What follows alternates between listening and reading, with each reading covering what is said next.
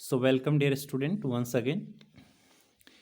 So section B के अंदर हमने क्वेश्चन 50 से 125 तक डिस्कस कर लिए थे और अभी हम इस पार्ट के अंदर क्वेश्चन 126 से 150 तक डिस्कस करने वाले हैं और ये आपका लास्ट पार्ट रहेगा. So let's start from question 126. Cell mediated immunity. तो डियर स्टूडेंट सेल मीडिएटेड जो इम्यूनिटी है वो generally T cell, macrophage and interleukins के जरिए होती है. ठीक है, क्योंकि यहाँ पे ऑप्शन जो फर्स्ट है, can be transferred passively using sera, no, ये ह्यूमरल में आ जाएगा. Is mediated by B and T cells. B cell humoral response में काम करती हैं और टी सेल सेल मीडिएटेड में काम करती हैं. तो ये भी ऑप्शन इनकरेक्ट है. सो ऑप्शन जो थर्ड है, T cell, macrophage and interleukins. Then moving to question 127, B cells differentiate to form. तो B cells हैं वो डिफ्रेंशिएट होकर प्लाज्मा सेल्स बनाती हैं, लेकिन प्लाज्मा सेल्स के साथ ये मेमोरी सेल्स का भी प्रोडक्शन करती हैं. So option 3 must be correct. Then moving to question 128, opsonin. देखिए डियर स्टूडेंट, हमने इम्यूनोलॉजी में पढ़ा है कि ऑप्सोनाइजेशन में क्या होता है कि किसी भी पार्टिकल को इनग्लफ कर लिया जाता है और उस एंटीजन के जो उसकी सरफेस है उसके ऊपर बहुत सारे प्रोटीन्स आकर लग जाते हैं, जैसे IgG आकर लग जाती है, C3b, ये जो कंपाउंड है, और उसके बाद इसको पूरे को इनगल्फ कर लिया जाएगा. ये ऑप्सोनाइजेशन होता है. ठीक है, और ऑप्सोनाइजेशन करवाने के लिए कुछ प्रोटीन्स एसेंशियल होती हैं, जैसे C3b, IgG, इनको हम ऑप्सोनिन कहते हैं. ठीक है, तो ये क्या है, सारे के सारे सीरम कंपोनेंट्स हैं. ऑप्सोनाइजेशन के अंदर जो C3b है वो नॉन स्पेसिफिकली काम करता है और जो IgG है वो स्पेसिफिकली काम करता है. Then moving to question 129, the class of an immunoglobulin. तो immunoglobulins की class is determined by class first and class second MHC proteins, no. class first और class second MHC कभी भी immunoglobulins की class को नहीं शो करती हैं. It's determined by the carbohydrate attached to the light chain, no. determined by the antigen, no. Heavy chain है वो डिटरमाइन करती है इम्यूनोग्लोबुलिन्स की क्लास को. Then moving to question 130, chain is present in which antibiotics. तो dear student, जो IgM है उसके अंदर J चेन पाई जाती है. IgM के अलावा IgA के अंदर भी चेन प्रेजेंट होती है. Then moving to question 131, the study of nests of bird is known as. तो इसे हम क्या कहते हैं, नीडोलॉजी कहते हैं. और जो क्रेनियोलॉजी है उसके अंदर हम shape and size of skull of different human races का स्टडी करते हैं. और जो इचोनोलॉजी है इसके अंदर हम फॉसिल्स का स्टडी करते हैं, जो रिसेंट ट्रेसेज हैं उनका स्टडी करते हैं. मायरेमेकोलॉजी है, इसके अंदर हम आंट से रिलेटेड स्टडी करते हैं. Then moving to question 132, an example of ruminant animals is. तो डियर स्टूडेंट, रूमिनेंट एनिमल्स हमने बहुत बार पढ़ा है. काऊ क्या है, एक रूमिनेंट एनिमल्स. इसके अलावा बीफ, कैटल, गोट, सिप, ये सारे के सारे क्या हैं, रूमिनेंट एनिमल्स हैं. और जो यहाँ पर हॉर्स है, रेबिट है, राइनोसोर्स है, ये मोनोगैस्ट्रिक होते हैं, यानी इनमें रूमेन नाम का ऑर्गन नहीं प्रेजेंट होता है. ठीक है, ये कौन है, इनके अलावा कौन हो सकते हैं, हॉर्स, रेबिट और राइनोसेरस के अलावा dog, pigs, human, they are monogastric. अब जो रूमिनेंट एनिमल्स होते हैं वो क्या करते हैं डियर स्टूडेंट, जो प्लांट प्रोडक्ट हैं, जो पॉलीसेकेराइड हैं, सपोज जैसे सेलुलोज है, उसको ये शॉर्ट चेन फैटी एसिड में कन्वर्ट कर लेते हैं, ठीक है। और शॉर्ट चेन फैटी एसिड के जरिए ये एनर्जी को अपटेक करते हैं। Then moving to question 133, name of the phyla that have highest number of species. तो ऑर्थोपोडा एक ऐसा फाइलम है जिसके अंदर सबसे ज़्यादा स्पीसीज प्रेजेंट होती हैं। Then question 134, which of the following is not an insect. तो यहाँ पे बीटल बिलोंग टू, सभी यहाँ पर ऑर्थोपोडा से ही बिलोंग करते हैं, लेकिन जो बीटल है, हाउस फ्लाई है, मॉस्क्यूटो है, ये सारे क्या हैं, इंसेक्ट हैं। बट स्पाइडर इंसेक्ट नहीं है, इसकी क्लास है वो दूसरी है। Then moving to question 135, who wrote the book origin of species. तो ये जो बुक है ओरिजिन ऑफ स्पीसीज, जिसे 24 नवंबर 1859 के अंदर चार्ल्स डार्विन ने इसको रोट किया था, पब्लिश किया था journal scientific. Then moving to 136, in drosophila the sex is determined by. तो ड्रोसोफिला के अंदर जो सेक्स का डिटर्मिनेशन होता है डियर स्टूडेंट, वो the ratio of number of X chromosome to the set of autosomes, इसके ऊपर डिपेंड करता है, ठीक है। पेयर नहीं होना चाहिए एक्स क्रोमोजोम का, नंबर होना चाहिए, ये भी आप ध्यान रखिए, क्योंकि option A and option 1 and option 3 आपको कंफ्यूज कर सकता है। ड्रोसोफिला के अंदर जो फीमेल डिटर्मिनेंट हैं उनमें एक्स क्रोमोजोम्स होता है, जो मेल डिटर्मिनेंट होते हैं उनमें ऑटोजोम्स होता है।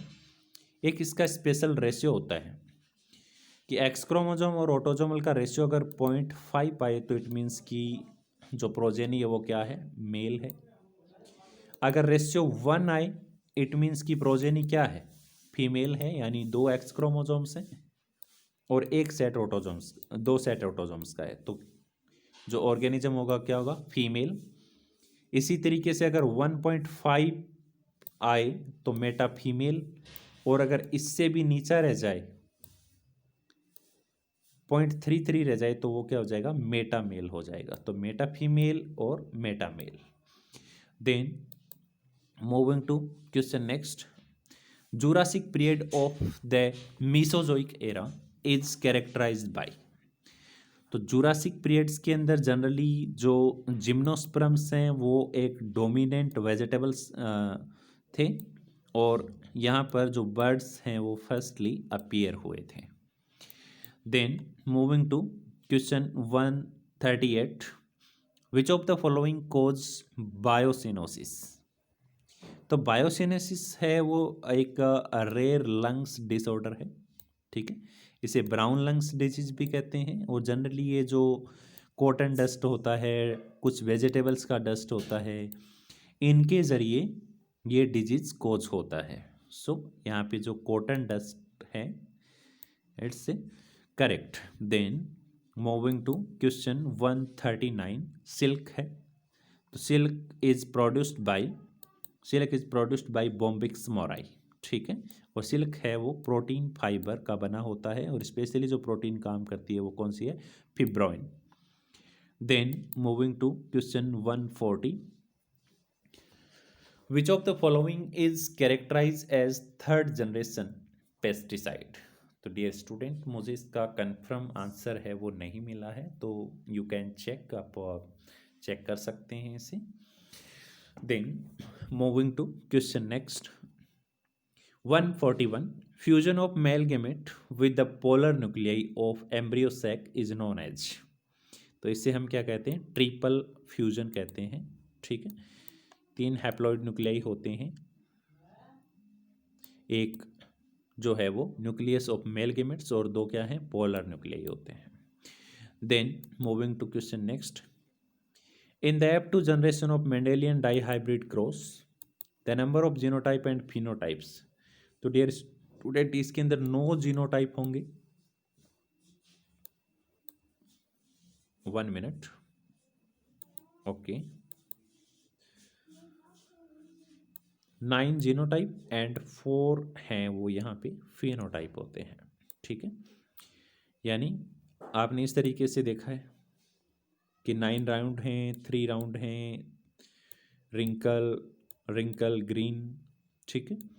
तो इनमें से ये जो रेशियो दिया हुआ है आपको, ये जीनोटिपिक रेशियो है। तो टोटल ऐसे 9 होते हैं और 4 फिनोटाइप होते हैं इसके। जो फिनोटाइप मैंने यहाँ पे शो कर रखे हैं, round yellow, round green, wrinkled yellow and wrinkled green. Then moving to question next 143, which one of the following plants introduce from new world to old world, ठीक है। तो I think the answer is potato. Then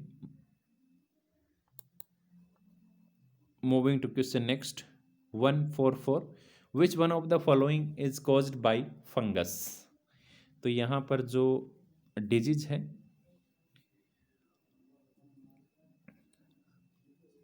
fungal के जरिए cause होने वाला, let me check, crown gall disease नहीं हो सकता क्योंकि ये तो बैक्टीरियल है।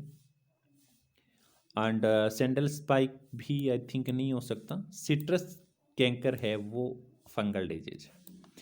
Then moving to 145, elicitors are molecule date.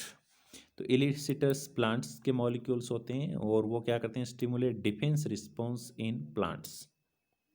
Okay dear student, एक बार मैं श्योर नहीं हूँ, आप 144 का आंसर है वो गूगल करके एक बार चेक कर लेना, ठीक है। एक्चुअली मैं इसे देखना भूल गया हूँ।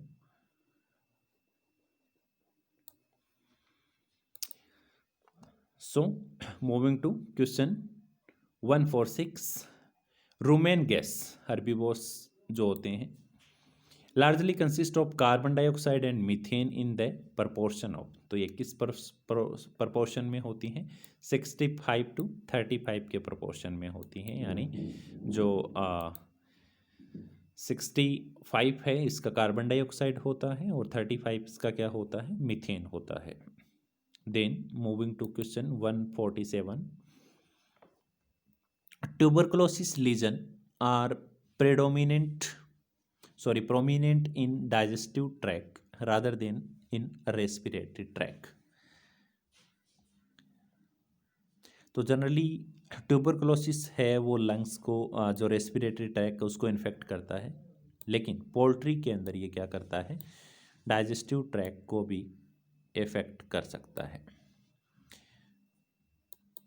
Then moving to 148, kennel cough disease है और जनरली बोर्डेटेला ब्रोंकोसेप्टिका से कोज होता है, ठीक है। ये जनरली डॉग्स के अंदर देखा गया है इसको। Then moving to question 149, yolk sac inoculation should be done on. तो योक सैक का जो इनोकुलेशन है वो 10 to 12 days old fertile egg के अंदर होता है।